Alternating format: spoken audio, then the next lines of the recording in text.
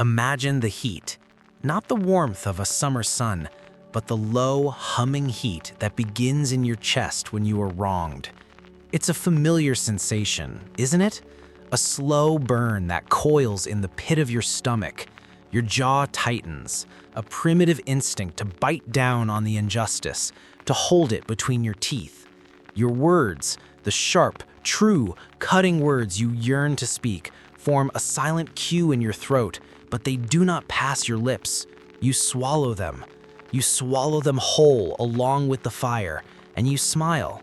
You offer a nod, a concession, a placating gesture to maintain a fragile peace, a peace that exists everywhere except within you. In that internal landscape, a war has just begun. The world sees composure, but you feel the distinct and bitter taste of self-betrayal.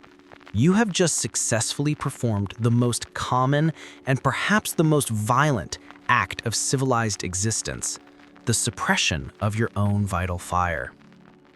We have been taught, haven't we, by a chorus of well-meaning voices, parents, teachers, spiritual guides, society itself, that anger is a poison, a corrosive acid that dissolves reason, severs connection, and leads only to ruin.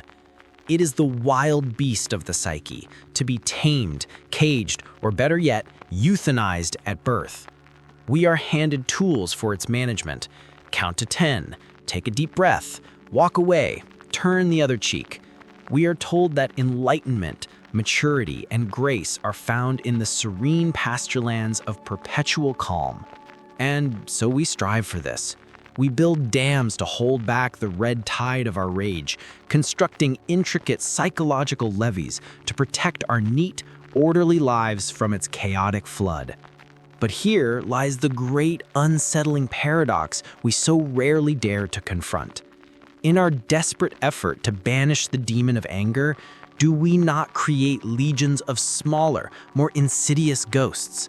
Ghosts of resentment, of passive aggression, of chronic anxiety, of a gnawing depression whose origins we cannot name.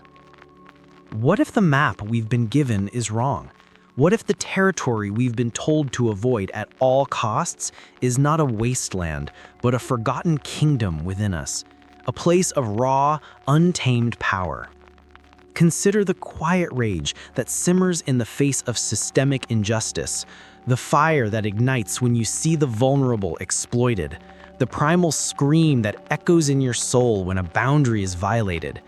Is this truly a flaw, a sin, a psychological malfunction to be medicated or meditated away? Or could it be something else entirely? Could it be a signal, an internal compass needle, spinning wildly but pointing insistently toward a truth that has been violated? What if your anger is not the enemy, but a profoundly loyal guardian, a fierce protector of your own sacred ground, your dignity, your values, your very self? What if its presence is not a sign of your brokenness, but a testament to the part of you that is still unbroken, the part that refuses to consent to its own diminishment? We have been conditioned to fear its heat, but what if we are misinterpreting the nature of this fire? We see only its potential for destruction, for burning bridges and scorching the earth. But fire does more than destroy. It purifies, it cauterizes, it forges. It is the engine of transformation. Every great act of rebellion against tyranny, every revolution that overturned oppression, every courageous stand for justice began not in calm calculation, but in the white-hot crucible of righteous anger. So why do we celebrate it on the grand stage of history, yet condemn it in the intimate theater of our own lives? When you silence your anger to be nice, to be professional, to be spiritual, what else are you silencing along with it? What truth gets buried? What boundary gets erased? What part of your soul learns that its own violation is a price worth paying for external harmony? We stand at a precipice, taught to fear this internal fire. But what if that fire is not meant to consume you, but to forge you? What if the greatest act of self-abandonment is not feeling anger, but refusing to listen to its sacred, terrifying message? To begin to understand this, we must first have the courage to journey into the shadows where this power was first demonized, to unearth the psychological and philosophical roots of why we were taught to fear our own strength. This journey into the shadows is not a metaphorical one. It is a descent into the very architecture of your mind, an archaeological dig into the layers of belief sedimented over centuries. The fear of your own fire is not originally yours. You inherited it. It was gifted to you, wrapped in the swaddling clothes of morality, reason, and social grace. To understand the cage, you must first meet its architects. Let us start with the noble philosophers of the porch, the Stoics. Think of Seneca, writing eloquently on the nature of anger, de ira. For him, and for Marcus Aurelius, meditating in his tent on the battlefield, anger was a brief madness, a passion, pathos, that storms the citadel of reason and usurps its throne. And in a world of rampant disease, political treachery, and the whims of emperors, the inner citadel of the mind was the only kingdom a man could truly rule. To let anger conquer it was the ultimate defeat. Their solution was extirpation, to uproot it completely through logic and discipline. It was a philosophy of psychic survival, a shield forged for the soldier and the statesman. But a shield, by its very nature, is heavy. It protects you, yes, but it also weighs you down and separates you from that which you are fighting. What is the cost of a peace purchased by amputating a part of your own soul? The Stoics offered us a path to tranquility, but was it a path that required us to become statues, serene and majestic, but ultimately made of cold stone? This philosophical wariness was soon baptized into a spiritual mandate. Early Christian theology took the Stoic suspicion of passion and codified it as sin. Wrath, ira, took its place among the 7 deadly sins, a direct offense against the divine order of love and forgiveness. The anger you felt was no longer just a personal failing of reason, it was a moral stain, a corruption that endangered your immortal soul. To be good was to be meek. To be pious was to be patient in the face of provocation. This wasn't merely a strategy for inner peace, it was a technology of social control. In any hierarchy, whether divine or terrestrial, the unbridled anger of the individual is the most potent threat to the established order. It questions, it rebels, it refuses. By framing this powerful, mobilizing emotion as a sin, the architecture of power ensured its own stability. The flock was taught to police itself, to quell the very fire that might one day be used to burn down the shepherd's house. You learn to see your own righteous indignation, not as a call to justice, but as a temptation from the devil. Then came the modern architects of the psyche. Sigmund Freud, peering into the steam-filled engine room of the Viennese soul, gave this process a name: repression. He saw that this primal energy, this anger, did not simply vanish when it was denied. It is a fundamental law of psychological physics. Energy cannot be destroyed, only transformed. When you push the boiling rage beneath the floorboards of consciousness, it doesn't cool. It seeps. It warps the wood. It finds its way out through cracks in the foundation. As anxiety, as crippling depression, as psychosomatic illness, as the slip of the tongue that reveals a hidden bitterness. The anger you refuse to confront in the world, Freud warned, you will inevitably turn against yourself. The result is the neurotic, civilized human, perpetually at war with their own instincts, haunted by a discontent they cannot name because its source has been driven into exile.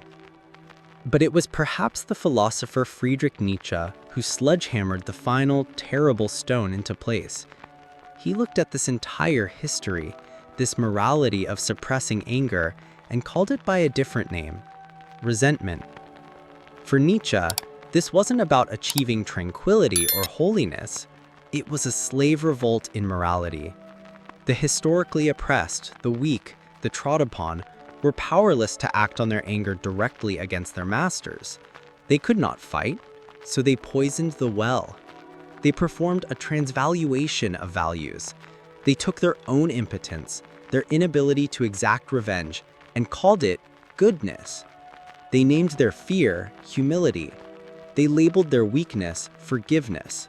And in turn, they took the master's strength, his assertiveness, his unabashed, life-affirming anger, and branded it as evil.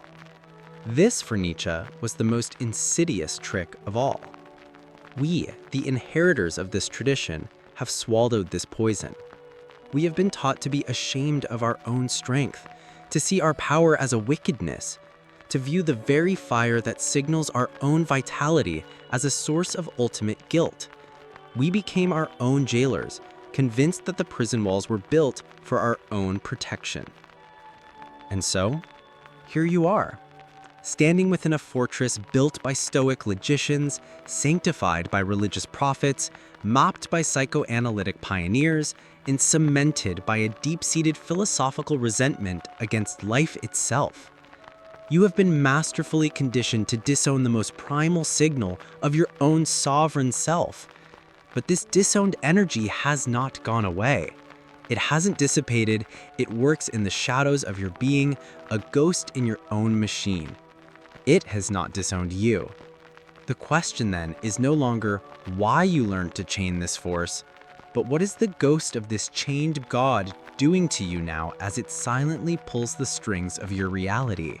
This ghost, this chained god of your anger, is a subtle artist of sabotage. Its work is not in grand, explosive gestures, but in the slow, meticulous erosion of your life from the inside out. When you swallow your fire, it doesn't vanish. It transmutes. It becomes a cold, heavy stone in your gut called resentment. This resentment is the meticulous bookkeeper of the soul. It remembers everything. Every slight, every ignored boundary, every time you said it's fine when it was not fine.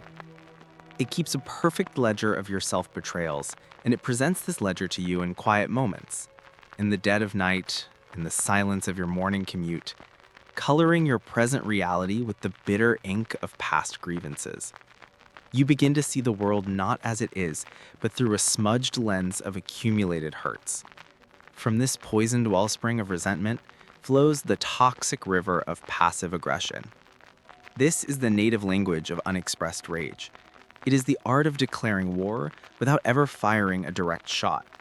It is the sharp, cutting sarcasm disguised as just a joke. It's the chronic lateness that communicates disrespect you dare not speak.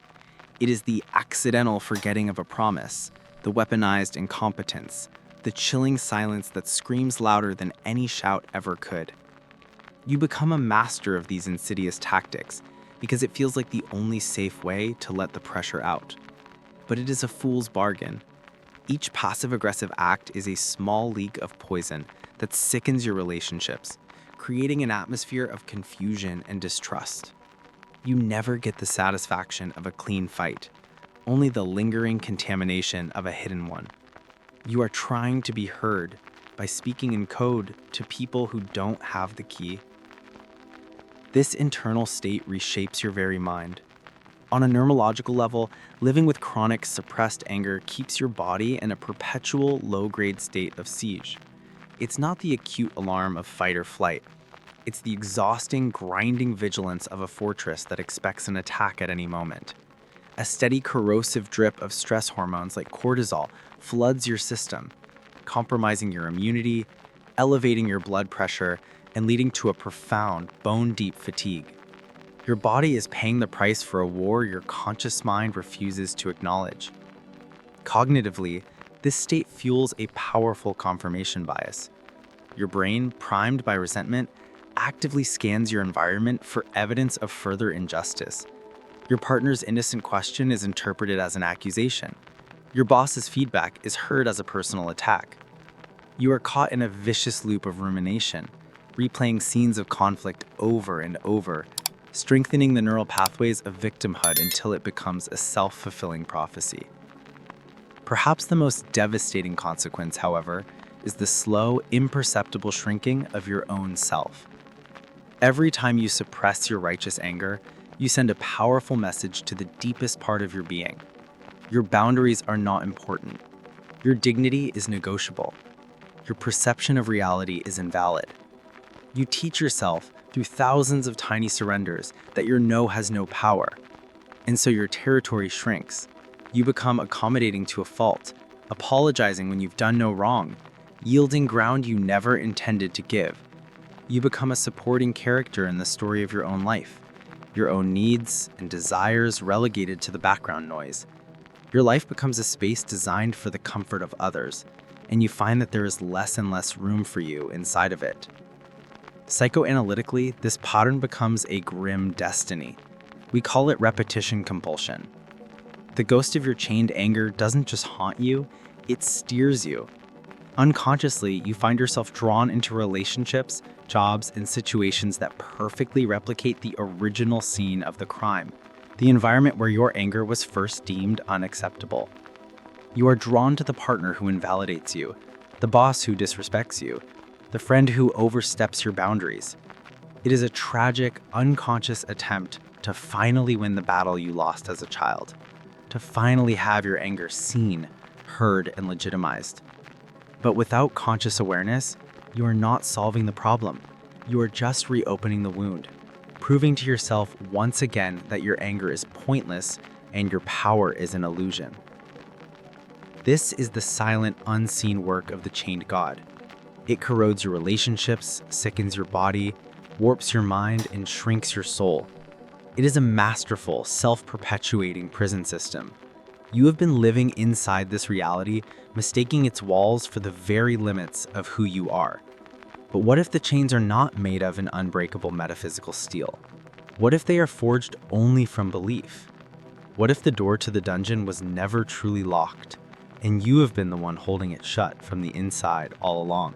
To hold a dungeon door shut from the inside is an act of immense, though misdirected, strength. The first step in breaking free is not to push harder, but simply to let go. To unclench your psychic fist and allow the door to swing open. The radical shift is this: you stop trying to manage, control, or destroy your anger. Instead, you decide to meet it. You choose to believe that this feared monster in your internal labyrinth is not a monster at all, but a misunderstood oracle, a feral prophet speaking a language you were taught to forget. Freedom begins not with a battle, but with an introduction. It begins with the courage to listen. So the next time the heat rises, your task is to perform a new kind of alchemy. You don't suppress it with a forced calm. You don't vent it with reckless abandon. You turn inward with the focused curiosity of a cryptographer facing an ancient, undeciphered code. You grant it sanctuary within you. You let it be. And then you ask it questions with genuine compassion. Not, "Why are you here to ruin my day?" but, "What truth have you come to show me?" Not, "How can I make you go away?" but, "What boundary has been violated? What secret value has been trampled? What part of me needs to be defended?" This is not an interrogation. It is a dialogue with a long-lost part of your own soul. You are learning to listen to its raw, guttural grammar, to understand that beneath the roar is a single, desperate word: no. No to disrespect. No to injustice. No to your own diminishment. As you listen with your mind, you must also listen with your body. Anger is not an abstract concept. It is a physical event. Locate it. Is it a hot wire stretching across your shoulders? A burning knot in your stomach? A pressure building behind your eyes? Stay with the sensation. Breathe into it. Not to dissipate it, but to inhabit it. To know its texture and temperature. By grounding the emotion in the physical, you strip it of its overwhelming mythical power. It ceases to be a demonic possession and becomes what it is, a surge of energy, a biological signal. This is how you reclaim it from the realm of the terrifying and bring it into the realm of the tangible. It becomes a compass in your flesh, pointing directly to the source of the problem. With this new understanding, you can begin to reclaim anger as an ethical tool. Let go of the Stoic and religious mandate for extirpation and instead pick up the wisdom of Aristotle. For him, the virtuous person was not the one who felt no anger, but the one who felt it masterfully. He wrote that anyone can be angry, but to be angry with the right person and to the right degree and at the right time and for the right purpose and in the right way, that is not within everybody's power and is not easy. This reframes anger from a sin to a skill. It becomes the sharp sword of discernment.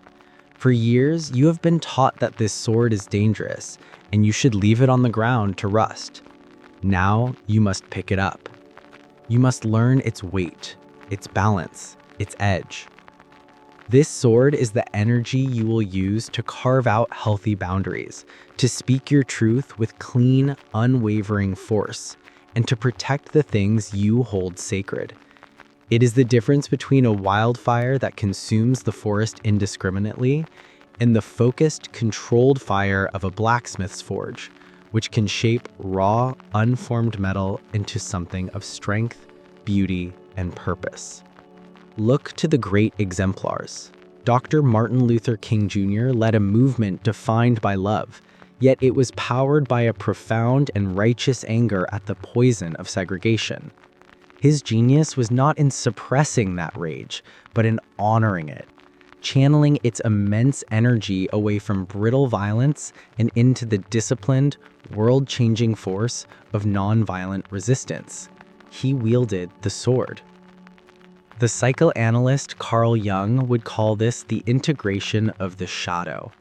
The anger, the rage, all the parts of you that you deemed unacceptable and repressed into darkness, this is your shadow. To live a divided life, pretending it isn't there, is to be perpetually weakened by it, haunted by it. To become whole, to become powerful, you must turn and face it. You must own it. You must integrate its strength. For Jung knew a profound secret. The brightest gold is always found in the darkest places. You are learning to listen to the oracle, to feel the compass, to wield the sword, to integrate the shadow. You are no longer holding the dungeon door shut. You are standing at its threshold, realizing that the power you have been so afraid of is in fact your own. You are taking yourself back. But as you reclaim this energy, you will begin to realize that its message is even deeper than you imagined. What is the final, ultimate truth that this reclaimed power has been trying to deliver to you all along? The answer to that question doesn't just change how you live your life, it redefines the very nature of who you think you are. You have walked through the dungeon, met the oracle, and taken up the sword. You are learning to welcome the fire. But the final, most powerful realization lies just ahead. The ultimate message that your anger has been trying to deliver is not about a specific injustice, a crossed boundary, or a momentary frustration. Its message is far more fundamental. It is the answer to the deepest question of your existence. Who are you? The paradigm shift is this. Your anger is not a reaction to a threat against yourself. Your anger is the sound of yourself, fighting to exist. Think of it in the most primal biological terms. When your body is invaded by a pathogen, your immune system doesn't politely ask it to leave. It unleashes a furious, violent, targeted response. It raises your temperature with fever, it floods the area with white blood cells, it creates inflammation, a state of emergency to annihilate the threat and protect the integrity of the whole. We never condemn our immune system for its ferocity. We understand its protective rage is a sign of life, a sign of health. Your anger is your psychological immune system. It is the pure, undiluted life force rising up to say, "I am," in the face of any person, system, or belief that seeks to diminish you, control you, or erase you. For your entire life, you have been taught to treat the alarm bell as the fire, to attack your own first responders, to wage war on the very part of you that is most fiercely on your own side. The problem was never your anger. The problem was the violation that triggered it. This changes everything. It means the self you have been trying to protect, that calm, rational, accommodating persona, is not your true self at all. It is a mask, a carefully constructed, false self, in the words of the psychoanalyst D.W. Winnicott, designed for one purpose: to win approval and ensure survival in a world that, at some point, taught you that your authentic reactions were unacceptable. Your true self is the wild, spontaneous, vital core of your being. It is the source of your creativity, your joy, and your sacred rage. And for years, there has been a civil war inside you. The constant exhaustion you feel, the gnawing anxiety, the nameless depression, this is not a malfunction. It is the psychic cost of the endless battle between the mask you wear and the truth of who you are. The anger was never the enemy. It was your true self, chained in the dungeon by the false self, screaming, "This is not me, this is a lie." Suddenly, the shattered pieces of your past struggles click into place with a terrifying, liberating clarity. That chronic resentment wasn't just bitterness, it was the grief of your true self for all the years of unlived life, a memorial to every time it was denied expression. The passive aggression wasn't a character flaw, it was the distorted, desperate Morse code tapped out from the dungeon wall. The sabotage and self-doubt were the tragic results of your own immune system, having been turned inward, finally attacking the host. You weren't broken. You weren't too sensitive or too much. You were a healthy organism reacting to an untenable situation, the slow suffocation of your own soul. You were fighting the wrong war. To embrace this is to be reborn. It is not about becoming an angry person. It is about becoming a whole person. It is about the sacred integration of your own life force. The person who has made peace with their own fire does not walk around destroying things. They have nothing to prove. Their energy is no longer consumed by the internal civil war. Now that immense power is liberated. It is liberated to create, to build, to protect, to love with a fierce and unwavering loyalty. It becomes the fuel to pursue your purpose, the clarity to speak your truth, the courage to be seen in your authentic entirety. It is the end of the shrinking. It is the beginning of your expansion. It is the feeling of breathing with your full lungs for the first time and realizing you are standing in an open field under an infinite sky. The dungeon was an illusion. The war is over. This is the work we do here. We journey into the abandoned parks and forgotten kingdoms of the soul, searching for the energies we have exiled and the truths we have silenced. We believe that your greatest power is hidden in the places you have been taught to fear the most. If you are ready to end the war against yourself and begin the profound, challenging, and beautiful journey of discovering who you truly are, then join us. The exploration has just begun.